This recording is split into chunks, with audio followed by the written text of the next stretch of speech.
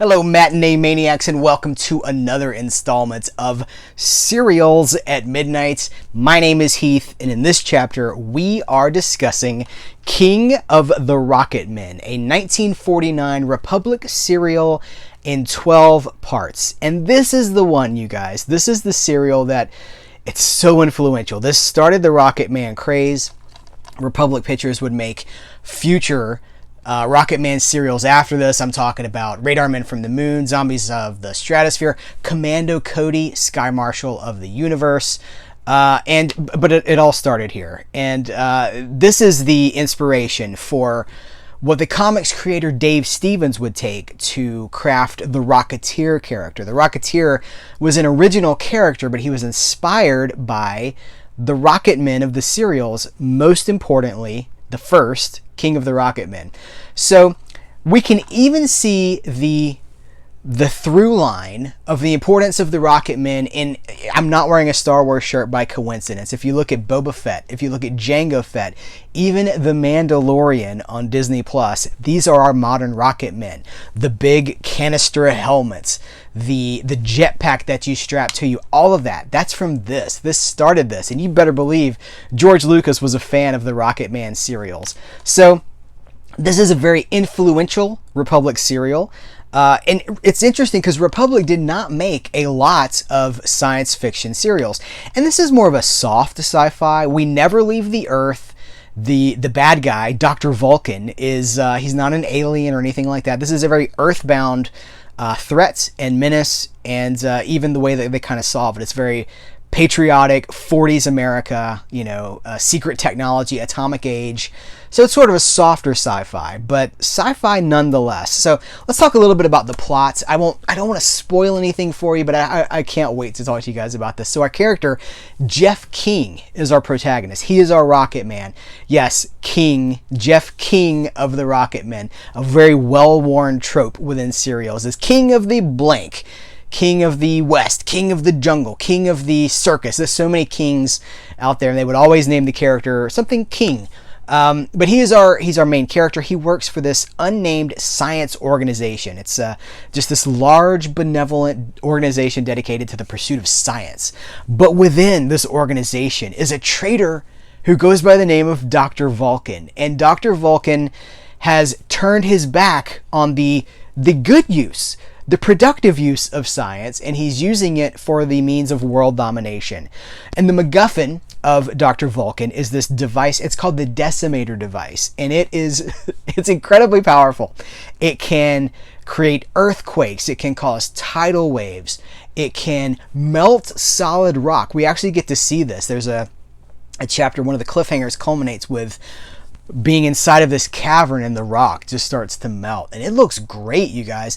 It can even bring down and melt mountains. So this MacGuffin, this device, has to be stopped. And so, shout out, by the way, I'm talking about these special effects. The effects were done by the Lydecker brothers, and holy cow, did they do an amazing job. You want to talk about 1949 special effects? These things still, okay, I'm getting ahead of myself. The rocket itself. So Jeff King needs a device to combat Dr. Vulcan. So there's another person within the science organization that is presumed dead, but he's not dead. He's hiding out, and he has created a rocket suit. So he gives this suit to Jeff so he can pursue Dr. Vulcan, restore order, and stop devastation, save the world. And enter the rocket suit. Even the first chapter, we've got the rocket suit in action. And the way they achieve this, first of all, I don't even know how they achieve it, but they'll cut. So Jeff, first of all, it's a big bucket helmet. It looks kind of like a welder's helmet.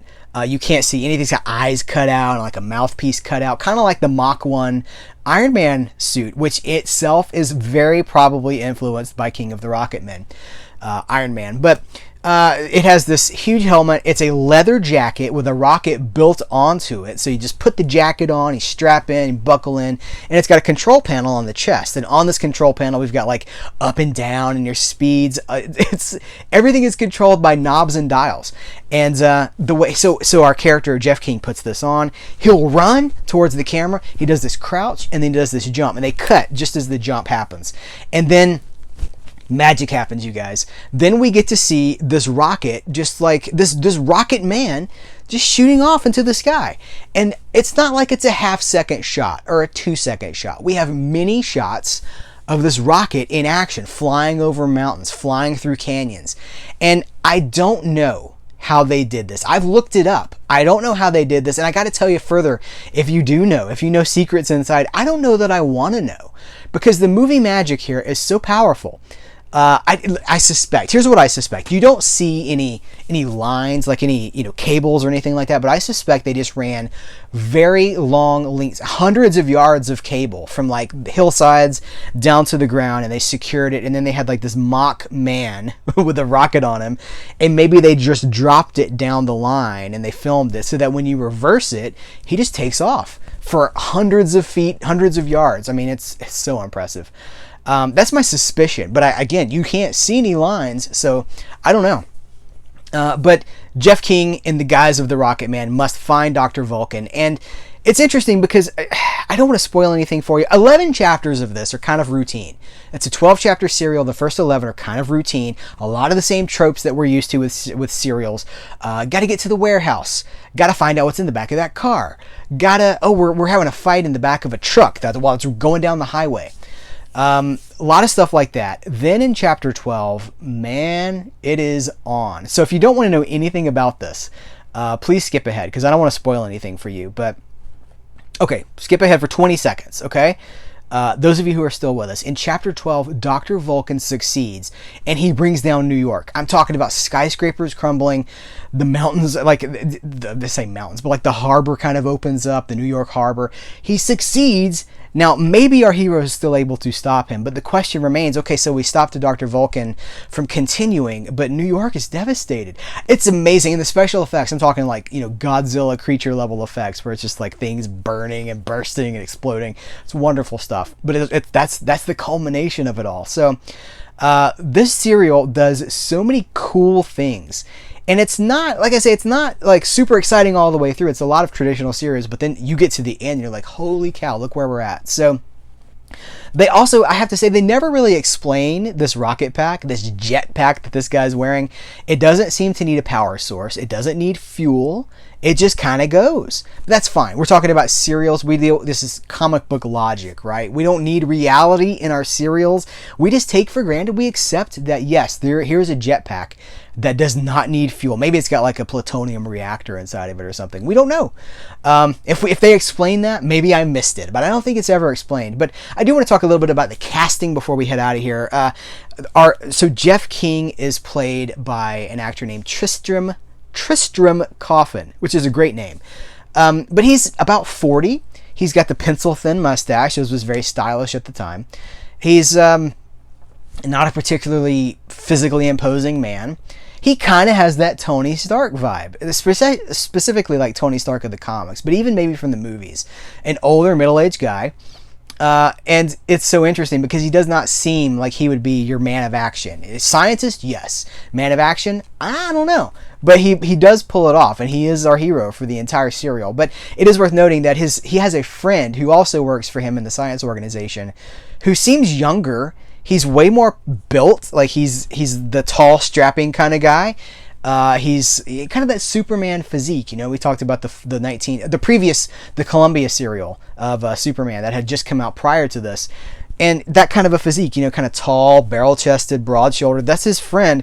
Like, why is his friend not the Rocket Man and this guy is in the friend role? It's very interesting how this kind of played out. But I do have to say that his friend is played by an actor named House Peters Jr., who would go on to be the original Mr. Clean. The advertisements, the commercials, the mascot for the cleaning agent, bald head, big gold earrings. So that's the guy that is the Rocket Man's friend. Like, he should have been the Rocket Man, right?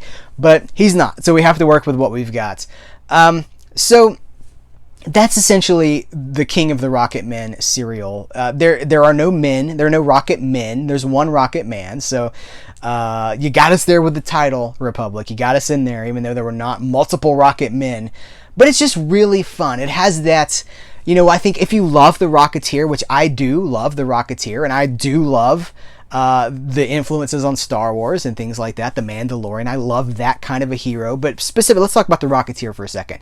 Very post-war sort of a feeling, you know, that rah-rah. Well, Rocketeer kind of takes place during World War II, but that's what we're talking about here. 40s. We're talking about the 40s. We're talking about a certain level of patriotism, a certain level of we've got to stop this international threat. We've got to stop this person from trying to take over the world. It is all of the tropes at their biggest and at their most enjoyable. So I have a blast. I love this serial. I absolutely love it. Of all the serials that would come later from Republic, the Commando Cody, the Zombies of the Stratosphere, they use this same rocket footage that was done, all those special effects by the Lydecker brothers that I'm so impressed by. They use those. They don't make new effects. They use the ones that already existed because they're so good. They're so successful. So it's a really wonderful serial. I think reactions on this I see seem to be kind of mixed, but for me, I love it. It doesn't get better than this. And it's not because it's just so wonderfully paced all the way throughout. It's just so pure for what I want from a serial. So this DVD comes from a company called Cheesy Flicks, Cheesy Movies. And it is, you know, a lot of the times these serials kind of fall into public domain. They're not preserved the best. We are actually lucky enough to be living in a time where serials are starting to be remastered for Blu-ray. They're being scanned in from their original elements or from 35mm film elements and being presented in HD.